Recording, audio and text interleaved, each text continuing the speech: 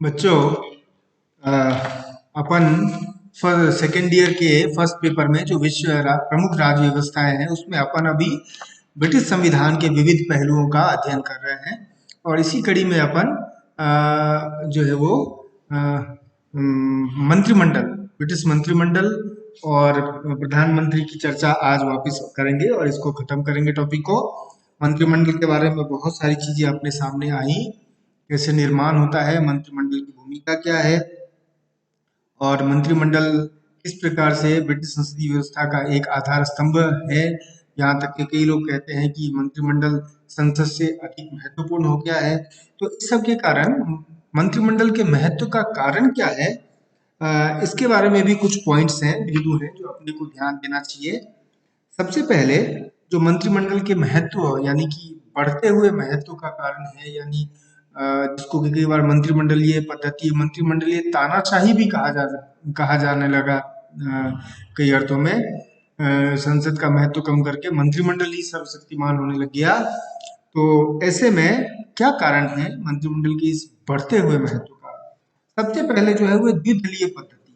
अब अपन जानते हैं कि ब्रिटेन में द्विदलीय पद्धति है।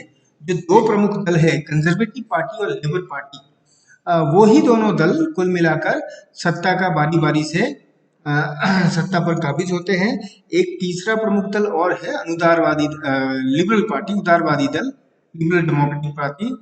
लेकिन उस लिबरल पार्टी की बहुत बड़ी भूमिका नहीं होती, बहुत सीमित मात्रा में उसकी भूमिका है। तो कुल मिलाकर द्विदलीय पद्धति के कारण जो मंत्रिमंडल है वो दलीय अनुशासन के कारण जो दल से लोग आते हैं वो मंत्रिमंडल का निर्माण करते हैं और मंत्रिमंडल अपने आप में पॉलिटिकल पार्टी का कैबिनेट बन के रह जाता है। और इसके कारण से क्योंकि दो दल हैं तो स्पष्ट बहुमत भी होता है। हालांकि कई बार ऐसा भी हुआ स्पष्ट बहुमत नहीं मिला, लेकिन स्पष्ट बहुमत भी मिलता है। तो इसलिए एक प्रकार से द्विदलीय पद्धति के कारण मंत्रिमंडल का महत्व काफी बढ़ जाता है। फिर इसी के साथ एक जो जिसकी चर्चा मैंने अभी की भी, वो है कठोर दलीय अनुशासन। कठोर दलीय अनुशासन के कारण व्हिप जारी होते हैं, कठोर दलीय अनुशासन के कारण अनुशासन कायम रहता है।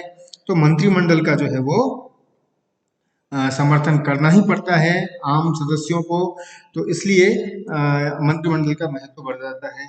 फिर इसके बाद जो कॉमन सभा है, यानी कि जो संसद का लोकप्रिय निचला सदन है, उस पर काफी विधायी कार्यों का बोझ रहता है।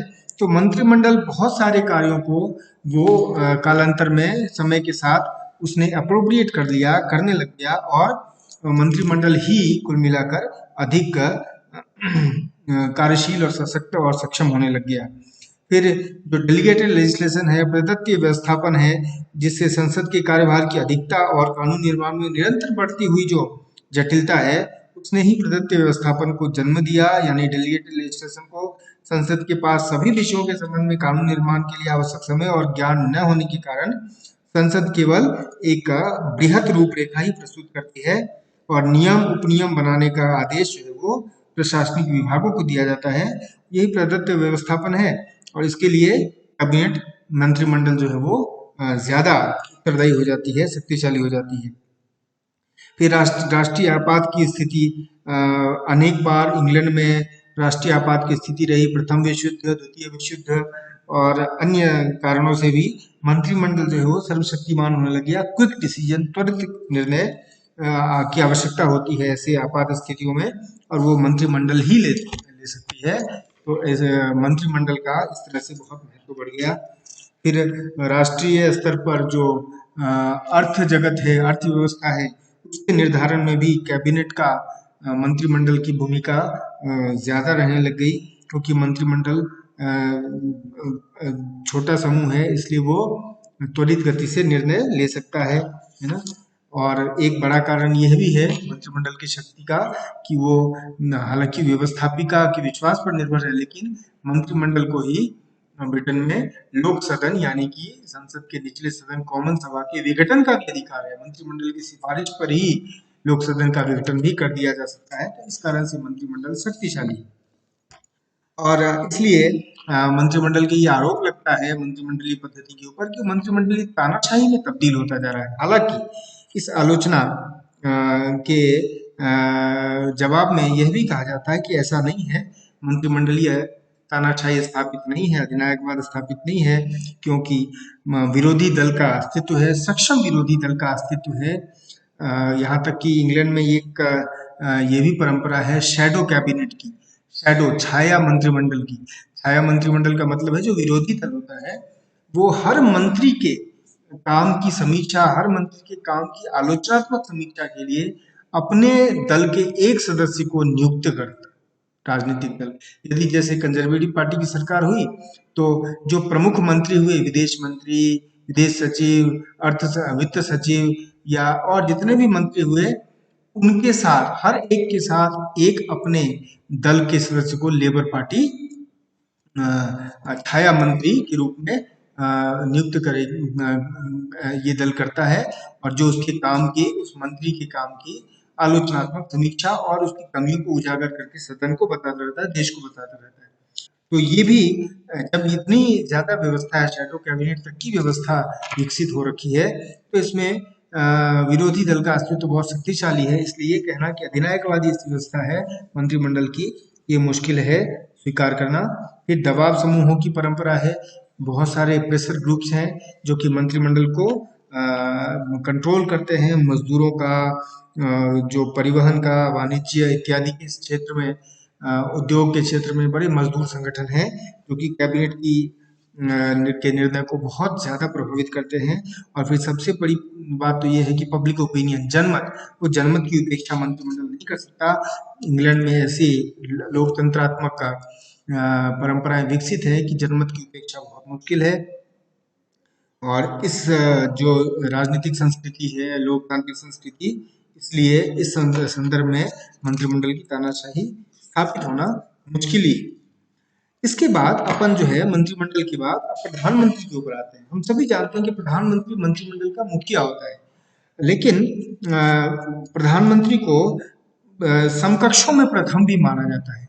हालांकि कई सारे ऐसे विचारक हैं कि प्रधानमंत्री मंत्रिमंडल मंत्रियों के बीच समकक्ष न होकर मंत्रियों का एक प्रकार से मंत्रिमंडल का स्वामी भी होता है। और इसलिए मंत्रिमंडल जो है वो प्रधानमंत्री के अधीन ही कार्य करती है। इसलिए प्रधानमंत्री को सिर्फ समकक्ष मानना गलती होगी। प्रधानमंत्री की नियुक्ति सामान्यतः अपन जानते हैं कि जो लोक सदन है, कॉमन सभा में बहुमत दल के चुनाव के बाद जो बहुमत दल का नेता बनता है उसको नियुक्त किया जाता है। हालांकि एक परंपरा बीच 1963 में ऐसा हुआ कि लॉर्ड सभा के व्यक्ति को, एलेक डगलस होम को सम्राट ने स्वविवेक से प्रधानमंत्री नियुक्त कर दिया। उसके खिलाफ बहुत प्रतिक्रिया हुई कि ये ठीक नहीं है, क्योंकि लोक सदन का नेता बनना चाहिए। और उसके बाद से दोनों ही दलों ने एक प्रकार से ये परंपरा अपना ली कि चुनाव के बाद जो बहुमत दल का नेता होगा उसको उस दल कॉमन सभा के ही बहुमत दल के नेता को प्रधानमंत्री के रूप में स्वीकार किया जाएगा। प्रधानमंत्री सर्वशक्तिशाली है, ये तो है ही। अब प्रधानमंत्री के कार्य क्या है, तो सबसे पहले अपन जानते हैं प्रधानमंत्री वो मंत्रिमंडल का निर्माण करता है। प्रधानमंत्री की सिफारिश पर ही मंत्रियों की नियुक्ति होती है और वो मंत्री कुल मिलाकर प्रधानमंत्री के गुड फेथ में होना चाहिए। हालांकि ब्रिटेन में उप प्रधानमंत्री के पद का प्रावधान नहीं है, लेकिन फिर भी कई अवसरों पर राजनीतिक कारणों से उप प्रधानमंत्री पद की नियुक्ति की जाती है। जैसे 1997 में जॉन प्रेस्कॉट को प्रधानमंत्री बनाया गया है ना, 2010 में निक क्लेग को प्रधानमंत्री बनाया गया। तो वैधानिक स्थिति नहीं है, फिर भी राजनीतिक कारणों से, और ये की स्थिति अपन भारत में भी देखते हैं कि प्रधानमंत्री पद का संविधानिक प्रावधान नहीं है, फिर भी राजनीतिक कारणों से सरदार वल्लभ भाई पटेल से लेकर मोरारजी देसाई तक और उसके बाद लाल कृष्ण आडवाणी तक वो प्रधानमंत्री बने। है प्रधानमंत्री कार्यों में मंत्रिमंडल का निर्माण एक प्रमुख कार्य है। फिर इसके बाद मंत्रिमंडल का संचालन, मंत्रिमंडल की बैठकें करना, मंत्रिमंडल को निर्णय के लिए लीड करना, और उसके बाद मंत्रिमंडल का अंत यानी मंत्रिमंडल का पतन। चाहे तो मंत्रिमंडल का पतन यानी मंत्रिमंडल के सदस्यों का त्याग पत्र भी प्रधानमंत्री लेकर मंत्रिमंडल का विघटन करके पुनः उसका गठन कर सकता है। शासन पर नियंत्रण रखता है प्रधानमंत्री। प्रधानमंत्री सभी प्रकार के कार्यों के लिए स्वयं जो है वो शक्तिशाली है कि वो सभी विभागों के ऊपर अपने निर्देशन में कार्य कराए। विदेश नीति का संचालन प्रधानमंत्री का एक बड़ा कार्य है और उसके अधिकार क्षेत्र में है। इसलिए कई बार विदेश नीति के ऊपर प्रधानमंत्री की व्यक्तिगत छाप भी दिखती है।